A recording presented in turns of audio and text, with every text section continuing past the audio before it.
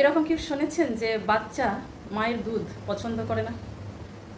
প্রচুর বাচ্চা এখন হচ্ছে এরকম যে সিজারিয়ান সেকশনের পরে নার্সিংহোম থেকে দুধের ব্যবস্থা করা হচ্ছে এবং সেই দুধ খাওয়ার পর বাচ্চা মায়ের দুধ পছন্দই করছে না।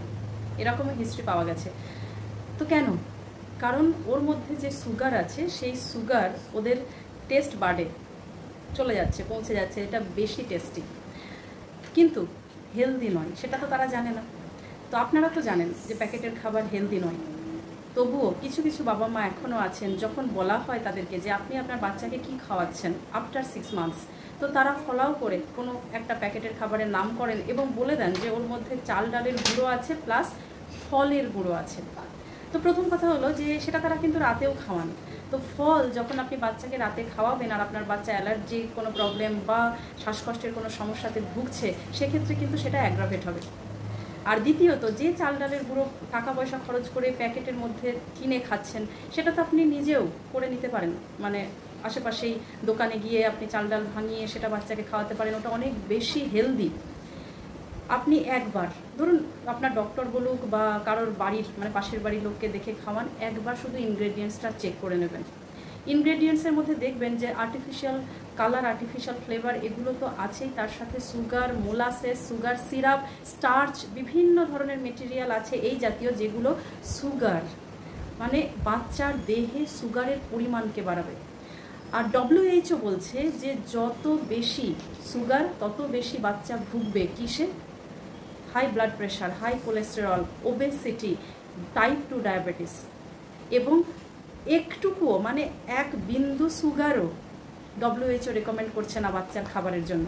কিন্তু আপনারা যখন প্যাকেটে দেখছেন, সামনে ফলাও করে দেখবেন যে rich in iron, vitamin, minerals, আবার 75% কি 80% নিউট্রিশন আপনার মানে বেবির দেহে ফুলফিল করবে ওই খাবার। সেগুলোতে অ্যাট্রাক্ট হয়ে আপনি এই ভুলটা করবেন না, কারণ পিছনে যে ইনগ্রেডিয়েন্টস পার্টটা আছে সেই পার্টের মধ্যে আসল চিত্রটা আছে। আর সেই চিত্রটা দেখার পরে আজ থেকে 15 বছর বাদে যখন বাচ্চাকে ট্যাবলেট দেবেন যে ও ডায়াবেটিক হয়েছে বা কোলেস্টেরল পেশেন্ট হয়ে গেছে বা হাই সুগার মানে হাই প্রেশারের পেশেন্ট হয়ে গেছে, তখন কিন্তু অবাক হয়ে যাবেন না যে কি করে হলো আমার বাচ্চা। কারণ এখনকার শুধু এটা নয়, বাচ্চাকে স্কুলে পাঠাতে গেলেও তার এমন জেদ ধরে বাচ্চা বাবা মার কাছে যে তাকে একটা প্যাকেট না দিলে সে স্কুলে যায় না, একটা কেক দিতে হয়, কখনো ক্যাডবেরি দিতে হয় মানে চকলেট দিতে হয়, কখনো বা চিপস দিতে হয় প্যাকেটের খাবার। তো এইগুলো যখন আপনি দিচ্ছেন 20 বছর বাদে আপনি কি আশা করেন আপনার বাচ্চার দেহের ব্যাপারে? আজকে থেকে একটু একটু বাবা মা ওনারা একটু সতর্ক হয়ে যান, কারণ আগামী 20 বছর বাদে আমাদের দেশের অবস্থা মানে এখনই ক্যাপিটাল হয়ে গেছে ডায়াবেটিসের। তো আগামী 20 বছর বাদে দেশের অবস্থা কি হবে আপনিও জানেন না, আমিও জানি না। তাই যখন বাচ্চার খাবার মানে 6 মাস বাদে যখন আপনাকে বলা হবে যে কি খাবার খাওয়াবেন, আপনি যা খেতেন বাড়িতে ভাত ডাল খিচুড়ি মাছ মানে তরি তরকারি যেগুলো খেতেন সবজি, বাচ্চাকেও সেইগুলো খাওয়ান। এখনও গ্রামের বাচ্চারা অনেক কম জ্বরে ভোগে, আর যে সমস্ত গ্রামের মানুষের মধ্যেও এইটা ঢুকে গেছে যে প্যাকেটের খাবার খাওয়াতে হবে, হিসাব করলে দেখবেন তাদের বাচ্চারা ভোগে।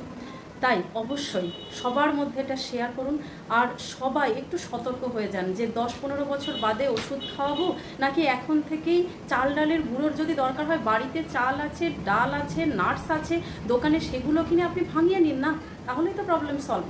ভালো থাকুন, সুস্থ থাকুন, আর অবশ্যই এটা একটু ফলো করে দেখুন যে আপনার বাচ্চা কতটা সুস্থ থাকে। কেমন? Thank you.